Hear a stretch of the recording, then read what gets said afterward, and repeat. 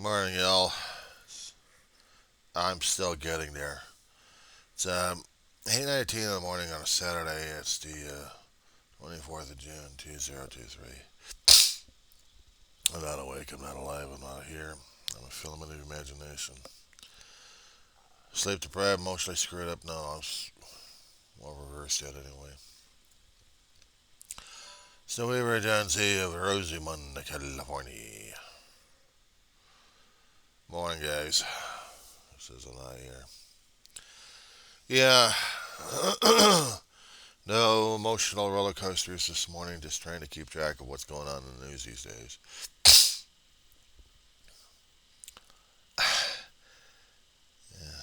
The news will probably be putting Trump on the record again, but screw it.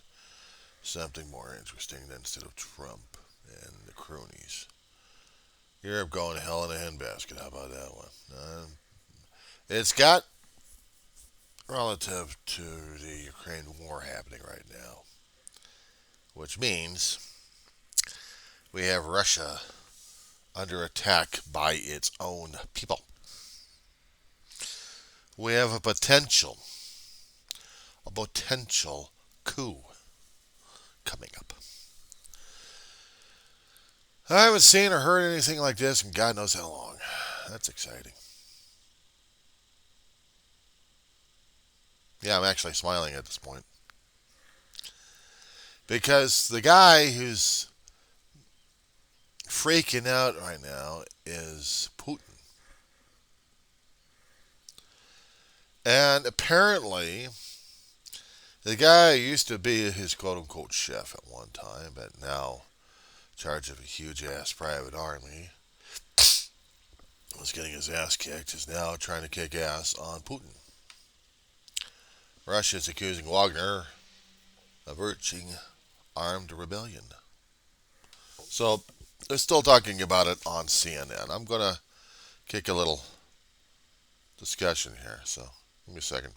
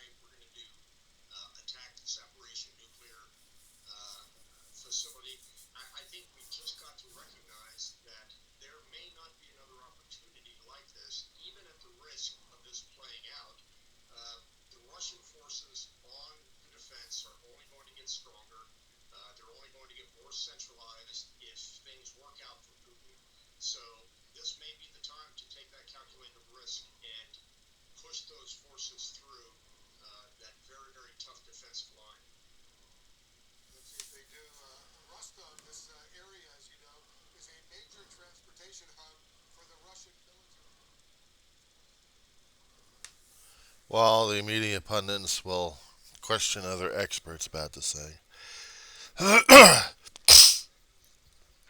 have to step back and just see this in action here. Because this is going to be affecting world security at this point. You have to look at this. There's always the expression being used out there, the devil you know, the devil you don't know. Which one do you want to do, the lesser of two of them? Putin we know, and he's still a screw-up asshole. Let's face it. I'll mince words sometimes. And in this situation, that's mincing words. If if Putin diverts enough military forces away from the battlefield of Ukraine, he's got to balance this damn thing out. The guy was born KGB originally. He was born under the KGB rule, so he's still got some of that old communist, the USSR training and thinking and philosophy. That's what he was raised up under. That's what he believed under. And now, since he's it, he's trying to bring it back one way or another. Ukraine was invaded because he wanted the territory back, but he invented the excuse of saying that they're Nazis and we got to conquer the Nazis. Well, shit. Give me a break. And we all looked at it and thought, he's out of his frickin' mind. Well, he is out of his frickin' mind. He's Putin. He's Putin. And he's going to do anything and everything he can to make sure life is miserable. Sorry. I'm trying to cool off the coffee a little bit. It's going to be enough of it for today anyway. But we are looking at Russia with a potential coup. America is stepping away from potential things like this happening in other countries. If there was a coup happening, say, in Cuba, the Cuban people in Florida would be freaking out and they'd be celebrating like crazy because they would see a regime topple. Despite the fact they were trying to put democratic pretenses in there, it was still conquered by a damn dictator, militarily wise. And they had a military coup, ousting out an old president and made the whole place into a dictatorial, authoritative regime. And now we have this happening in Russia. I believe they were waiting for it. Russia, authoritative regime under attack. Now, here's the question. I'm using the name Wagner because I can't even pronounce the other guy's name who's in charge of this thing. So Wagner, if Wagner's leader happens to manage to wrestle control away from Putin, just how's the international and diplomatic relations are going to be all over the damn place?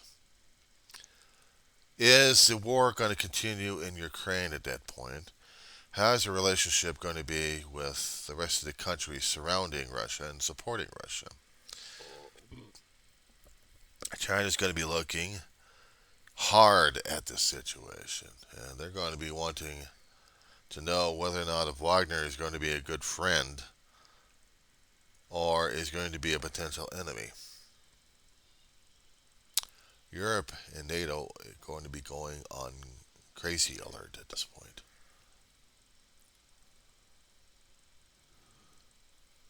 Would Wagner turn control over to a civilian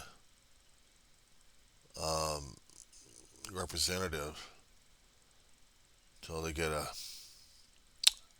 vote going in where people can actually vote in candidates and then elect them and then see what happens? Turn themselves into a democratic society instead of the pretense of one. I had an argument with my political science teacher a long time ago about Russia. Knowing Russia's history at that point, we argued slightly, just short. But Yevgeny Prigozhin,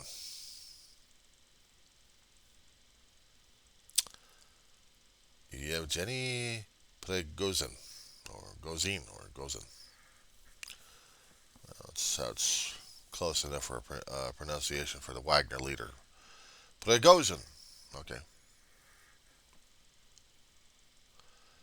Okay, Prigozhin is the Wagner leader. And we know something about the guy, but we don't know if he's pro-democratic or not. Unless he's going to be a more ruthless leader than everybody's fearing at this point. It's being reported that his groups are already controlling, or theoretically had controlled, two key military points in the cities in Russia.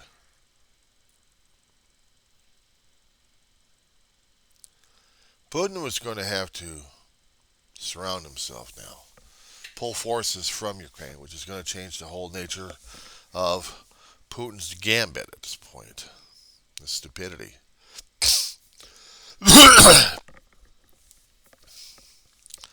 Belarus is going to have to try to figure out whether or not if Wagner is going to be a potential invasion or are they going to be supporting somehow. I don't know. The rest of NATO and Europe are going to be freaking about this. The United States is going to be scratching its beard on this one. Because now the president and Congress, if they actually gave a shit about this one, will have to figure out whether or not if Wagner is going to be good or bad. They have to do all the damn research they can. With the disarray of the Congress as it is right now, I don't know what's going to happen. What our military options are going to be.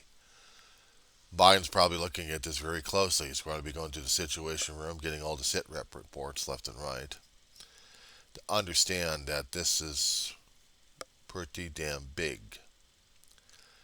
If Prigozhin is going to conquer Russia, take his forces to Moscow, What kind of a firefight are we talking about here, and what kind of weaponry?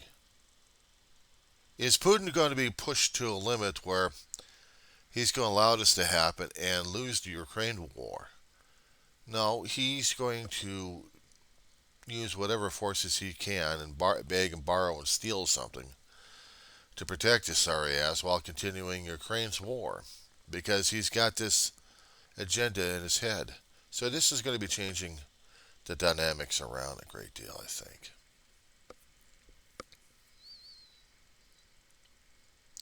All the other authoritative regimes are going to be looking at this one now. And now they got to be looking closely to their people just to make sure that we're not going to have that kind of situation here. North Korea is practically clamped down. They hardly have any revolutions over there unless they're building it up slowly, but they're going to have to be clamping down harder on that one. So is Venezuela and Cuba and a few other countries. Revolution and springing up and then having stuff happening. We saw it in Egypt. We saw it in Libya. Hell, we saw it in Iraq. But Iraq, we had U.S. forces over there. And when I was mentioning about Libya, Muammar Gaddafi got aerated. Actually, he got physically removed from his body.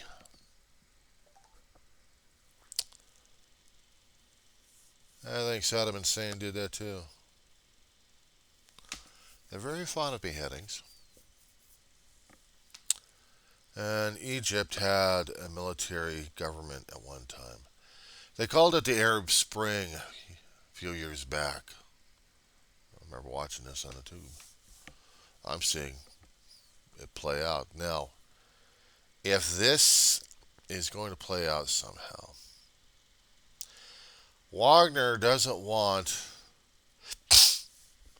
destroyed places. I think he's getting sick and tired of it. I think Prigozhin is getting real sick and tired of destroying places left and right. He's seeing the tragedy. He's seeing the death all around. He's seeing a countryside destroyed for some stupid ass reason. And I think he's getting sick and tired of the damn thing. And so are his mercenaries. They're thinking about, why are they here? What's in it for them? Are they getting paid? And is the pay enough for all this death and destruction and misery being caused? And the guy pulling the strings on this one is in Moscow, arming himself up with military equipment and military guys stationed around the place. So now we got this shit to get through. But this is going to be affecting dynamics left and right. That's what happens when you study history and you live through a few things left and right. In my age, I had seen and witnessed and didn't even realize and didn't understand why Czechoslovakia was invaded by Russia, made part of the Soviet Union for about 20 to 30 to 40 years, and then because of the fall of Berlin, uh, of the Iron Curtain and of Russia, they split the Czech Republic, and then you had Slovakia.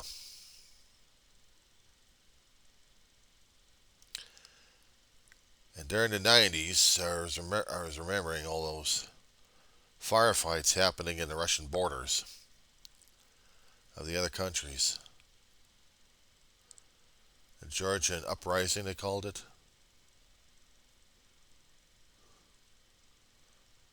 The countryside of Georgia being turned into a civil war. I was watching that one going on. And how murderous the Russians were to people left and right. They wanted to have their own country and they'd get their asses kicked. Crimea was the same damn way. And now we got Ukraine. using mercenary forces because the regular forces are getting their asses kicked more and more. And Russia is really panicking at this point because they're seeing that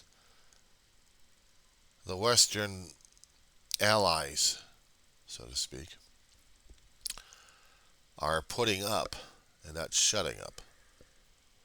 They're telling Putin that we're getting sick and tired of him. We're not going to fight him directly. Ukraine's doing it. You invaded Ukraine. We're going to support them. But we're putting you on notice that we also have capabilities of supporting ourselves, that don't push it.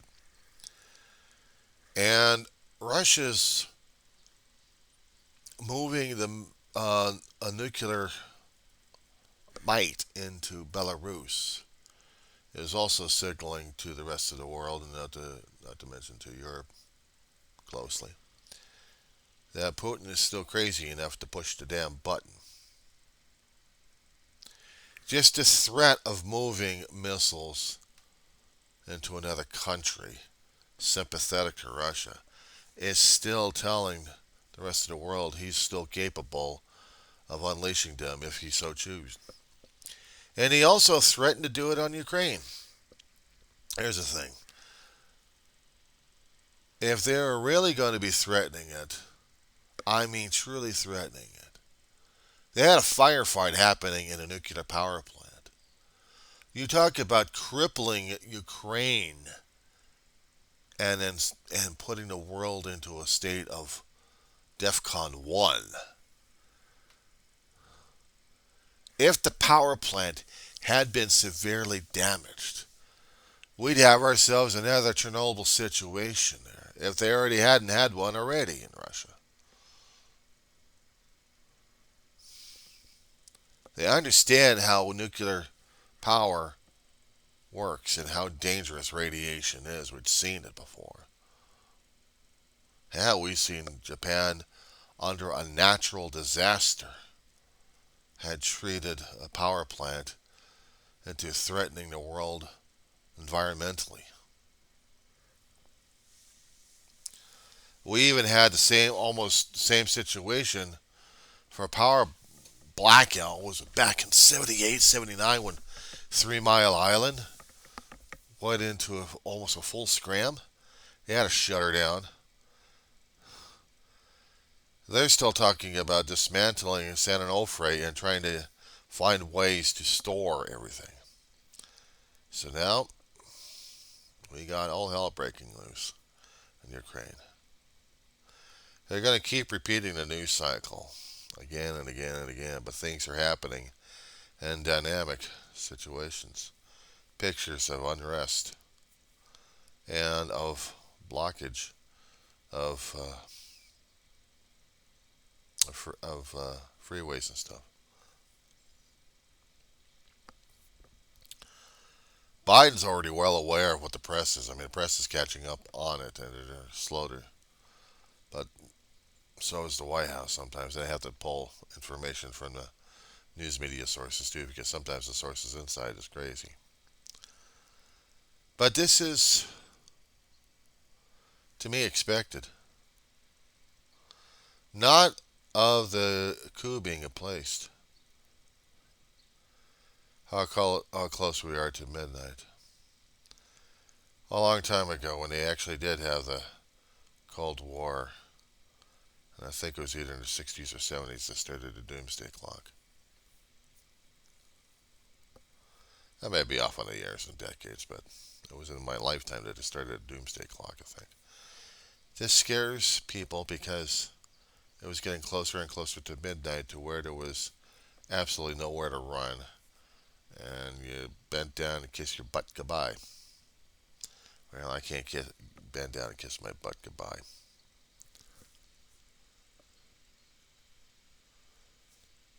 I look outside the window. How peaceful it looks. We think nothing can happen here, right? People go on through their daily lives on a Saturday. Nothing's affecting them. Nothing's scaring the hell out of them. And because it's happening so far away, it doesn't it's not mattering to them.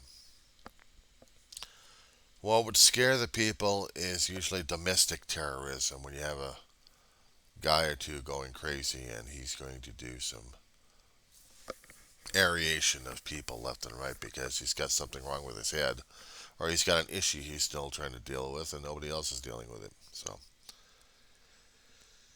those are the kind of things I worry more because it's closer to home. However, Russia going through this, I'm going to be hearing it from a lot of people who are from different news sources or trying to tell us what's going on. And what would scare the hell out of me,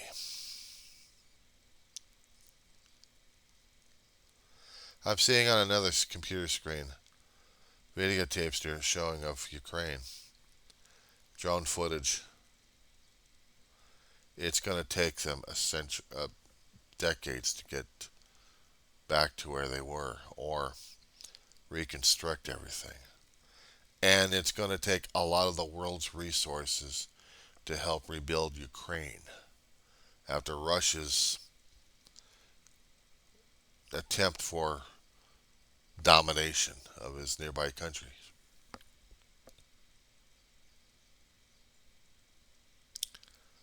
And now we got a coup. At the same time, we have coups happening inside the United States of America. They have extremist groups trying to take control and dismantle every one of our freedoms. And these are the people we elected in office. Power corrupts absolutely, and believe me, we've got a lot of corruption happening because we got a lot of people with power right now who have gone insane with it. It doesn't matter if they're local up to state. They think Biden's a power mad individual? No, because he's dealing with more than what he can deal with. And we had a schmuck before him who basically was the not chief architect. He was the figurehead. He was the figurehead. He was the bowsprit on this moving nightmare on the seas. So now we are dealing with something happening, and a lot of people are freaking about it, and other people are taking courage from all of this and trying to scare the living crap out of everybody else around them. Curtailing freedoms while keeping freedoms for some. They're screaming about equal justice, and yet they want the justice, but injustice for everybody. How does that work? And they wear the flags in different ways of the United States of America's colors, and yet they have no clue what the hell they're doing. It's not the desecration of the flag. It's the armed rebellion. They want to protect and keep the Constitution, or did they really want to abolish the damn thing and make a new one? Did they really want to seize power within our own government for protection of the Constitution? Their own version of the damn thing? All they got to do is read the damn thing. But all they keep worrying about is the damn Second Amendment. Not everything else that would matter. Anything regarding civil rights. The freedom is to speak your mind. Rights to a speedy trial. Rights to a misrepresentation. There are a lot of things in the Constitution and the amendments that help make our country run, and they don't bother to understand this. They don't want to understand it. They're listening to somebody else trying to interpret it for them. Either they're Yeah, they're being called too stupid because they don't bother to read the damn thing and understand it. It's not going to college, it's taking a book and reading the damn thing. Using language skills. The Constitution can be put into different languages, you understand that, where people can actually read it. But there's no language for stupid. It's not college education. It's called having education, period, of understanding what the hell you're reading here. Basic grammar would help, basic English, and the comprehension skills of do you understand what this says? I had in Political Science 101, and the political professor I admire a great deal. He kept asking the question all the time, and repetition. He did it to every one of his class. He'll say the stuff and then say, "Do you understand?" And he'll say another thing, "Do you understand?" He was trying to give people an opportunity of saying, "Look, ask me the question. If it's burning in your head, ask me the damn question." And of course, you can always say, "Professor, can we go back to section such and such over here? Because I don't understand this particular portion over here. Can you explain that to me? What do you not understand? Come on, talk to me." He was encouraging his students to use their brains from 17, 18, 19, 20 up to 50s.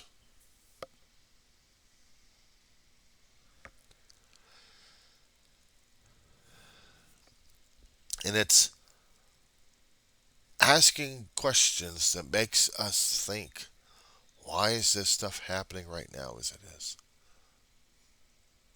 Why is the world in this state? Why is this particular political process important here? Why is the Federalist Papers important? Why was history important? Why is freedom of speech important? Of course, everybody else keeps focusing about the damn freedom of guns,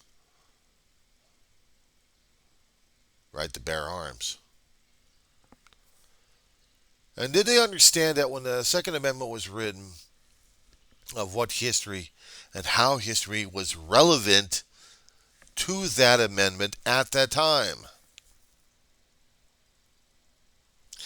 And how it's the Supreme Court and the other courts are supposed to reinterpret this all the time. That's why it was imperative for me to keep taking the history and political science classes. To get context, to get understanding, to figure the shit going on these days. An old fart like me, 57 years old, still likes going to college and questioning professors. But mostly throwing the questions out to the students, in a way. I'm questioning professor, but in a way I'm also asking the students, do you understand? I've lived through some of this shit. I'm not old and ancient. I had to study the stuff even worse than you. And I still didn't understand it during those days because I didn't take it into context. I didn't have perspective. I didn't have the maturity to understand this shit. They fed it to us and wrote. So we had to repeat it back and wrote in our classes. K through 12. We had to do it by rote.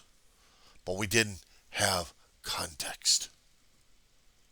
And growing up and watching all this stuff and asking questions and reading more, adding context and perspective and age and maturity to where I can walk into a class in the late 40s and ask a professor, why? I'm asking him, but I know everybody else is listening to the question.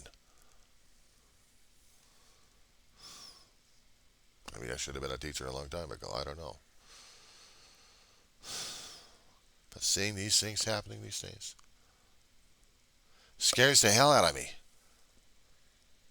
Because I see connections left and right. I also read books.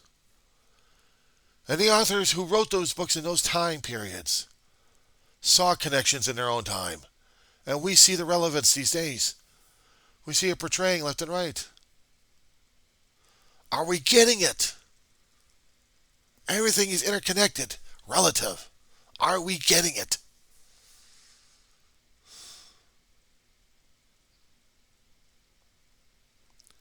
I blamed the voters a long time ago regarding our state's issues because it is the voters' responsibility to keep the government accountable to them. That is the job of the United States citizens, to keep our government accountable to us, the voters who put the schmucks in there to help make our lives better in a way or one way or another. I don't know.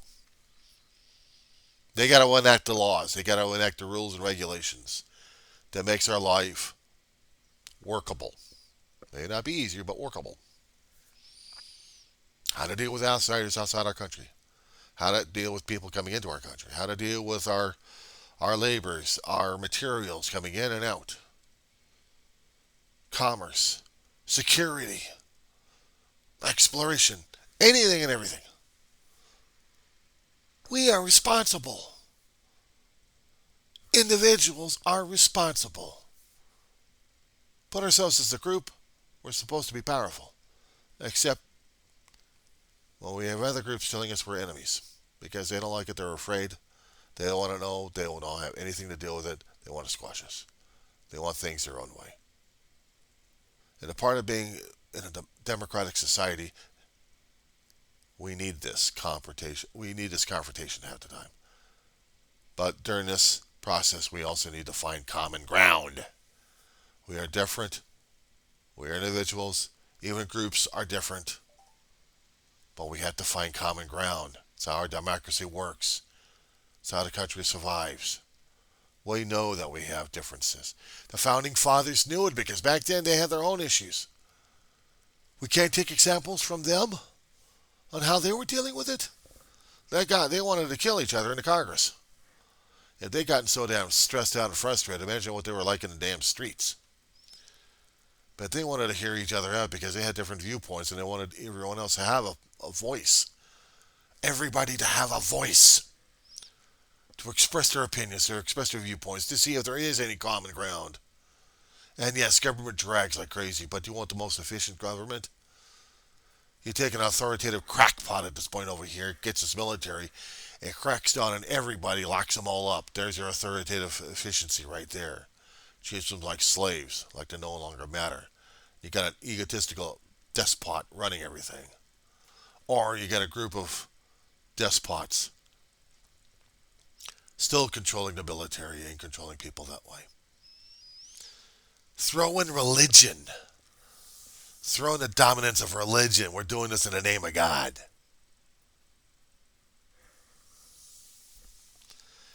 People don't see it. They don't want to see it. They want the other person to see it. They want to be led. And there's usually a few individuals saying, no, we're on the wrong path. We got to go on this path over here because we're going down a path of destruction. And then we have to have headbutting. We have to have headbutting in a house chamber and censor a guy who's trying to tell us we're doing it wrong. And they censor the guy. He's been there long enough. He's seen more of it.